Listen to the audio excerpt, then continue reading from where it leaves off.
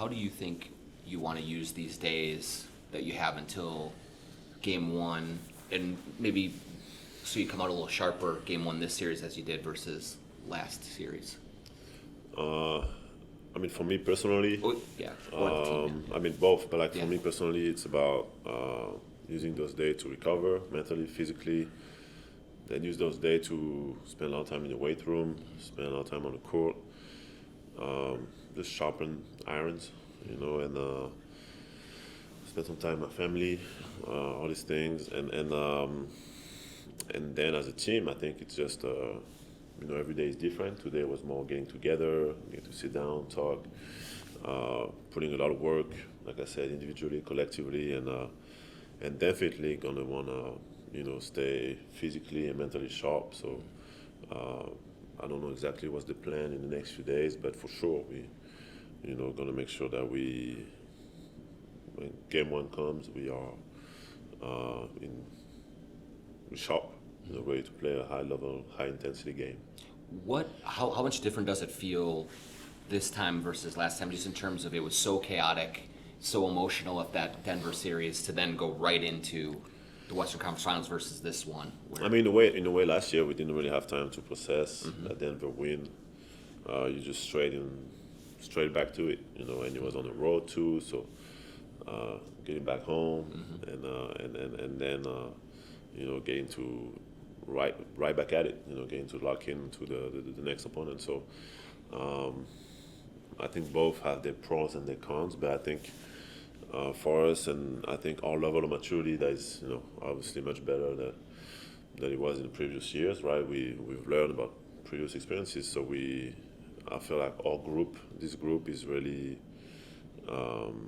able to embrace these days and then mentally just mentally prepare. I don't think that it's just days that you can just do nothing and just chill, and you're gonna chill, you're gonna get to relax, but you also gotta take them to use those days to our advantage. Do you talk about X's and O's when you're sitting with the team, or are you talking about, hey, this is the chance of a lifetime and it's motivational talk? What is it? Yeah, there is a little bit of motivational talk.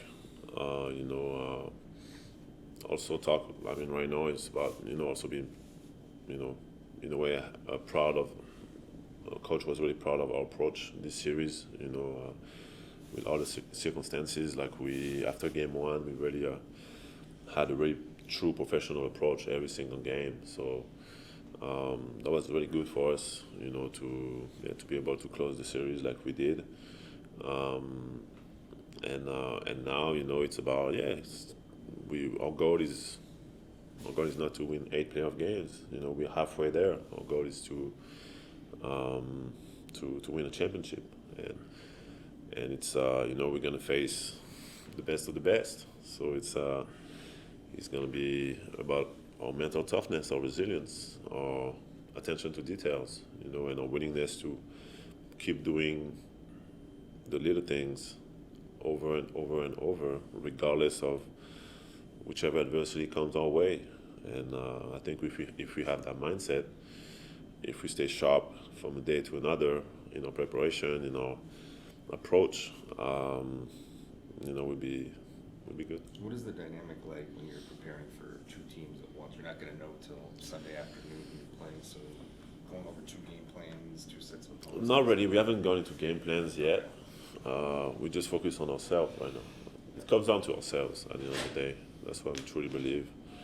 But of course, different opponents, different strength, different type of adversity that might come our way. So we know both of these teams, and we kind of prepared for both of their superpowers that they have, and both of the things that we think they will do to put us in difficulties. So we get to is game 7 Sunday? Sunday. Yeah, so it's So I'm definitely looking forward to watch that game, and then we get to know who we play. But it's really about us right now. It's really about taking care of ourselves mentally, physically, and just be ready for battle. What's it like that and as a teammate? What's that? What's it like that and as a teammate? I need more time. I need to write a book to answer that question. But no, he's just a very unique, one of a kind person. You know, he's highly competitive. He's he's a very funny guy. You know, he just has an extremely high confidence, speaks his mind, he's always joking around, and it's funny to be around. I mean, I enjoy being around him, and I love to challenge him all the time. You know, tell him the things like when he thinks he's right about something, and he's so convinced that he is. You know, I love to challenge him and be the guy that try to be the best mentor I can be for him, and also we have some good times because I enjoy his genuineness. You know, that's not everyone in this league has that genuineness. You know, in this world that's so mediatized and that's appearance is so important. I mean, most people are really worried about the appearance, like what they show the world. And not saying that that's not important, but I think what's more important is who you are in your essence. And Ant is just like none of us are. You know, he's not perfect. He's young. He's learning. But I love that he's real. You know, and I think when you're real, then you can give your true gift to people around you and to the world. So I really, since day one, I really always love the fact that he was real.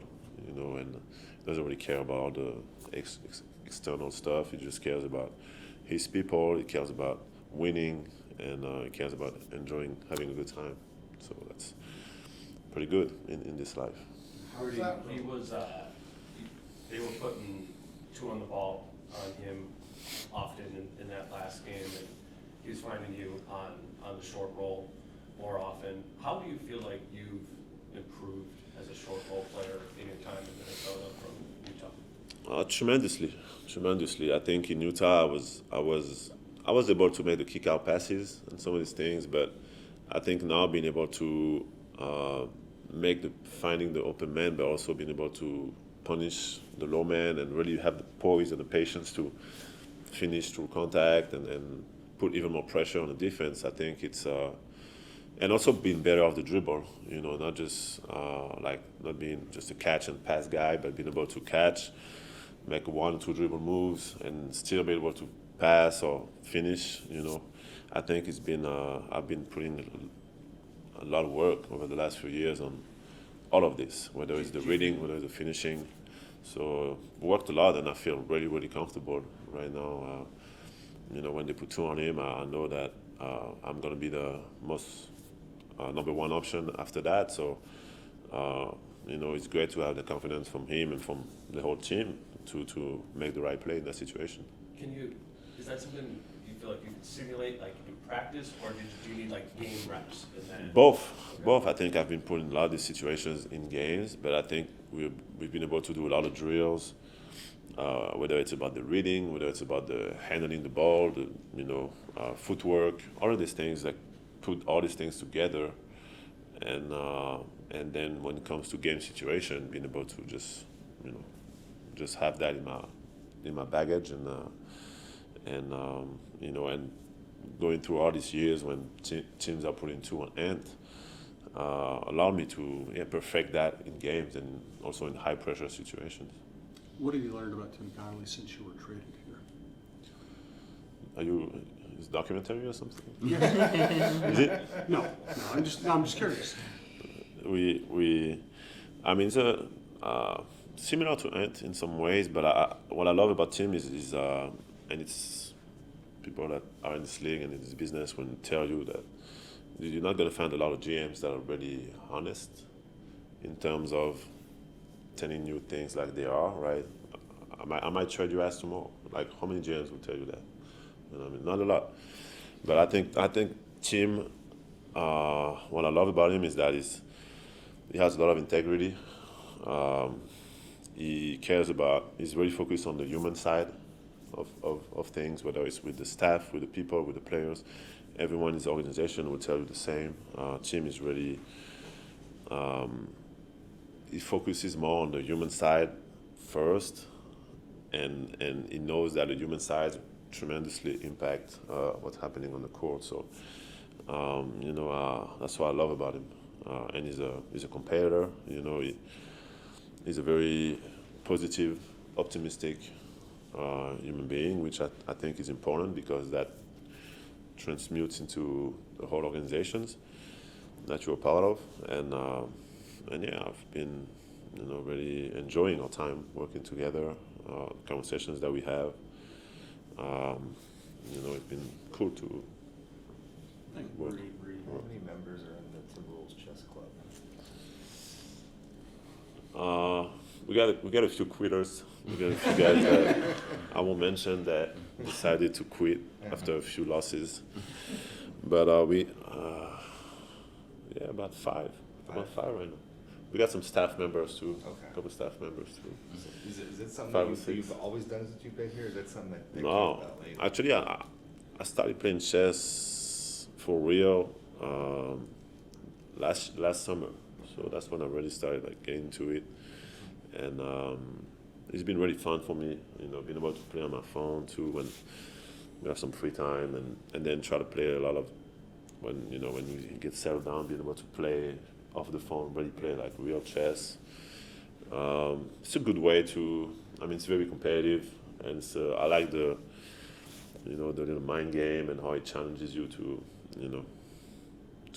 face different situations, to make quick decisions. It's been fun. Is it similar to basketball? Are there similarities? Is what? Basketball? I think there's a lot of similarities with whether it's basketball or life itself. Being able to make good decisions, and with pressure. So under pressure, being able to make the best decision that you think, and be able to think ahead and win. At the end of the day, it's about winning. So Games are timed, right? yeah, sometimes we time, sometimes we don't. But yeah, on the phone we usually time it. So Yeah. Who's the best chess player on the team? on the team, I think right now I would say Jesse. Jesse Edwards is the best. But I haven't played him for a couple of weeks. I haven't played him for a week, so I think we're gonna play soon, and maybe the answer will be different. But I'm gonna be honest. Right now, it's Jesse. Yeah. I think it's I Jesse. know Victor Wembanyama's into chess. Yeah, we play sometimes. play? Yeah, we play sometimes. Did you pick that up on the national team? We played a couple times on the national team, and we played when the Spurs came here last time. Sure. He wasn't playing on Oh, the yeah. court, but he came Right. to the house, so we played. Cool. We played the game. All right. Thank you, Rudy. Thanks, Rudy. Thank you.